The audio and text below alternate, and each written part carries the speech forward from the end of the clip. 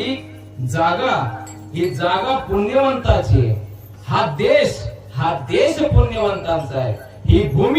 ही भूमी पुण्यवंतांची आहे. याचं कारण असं आहे.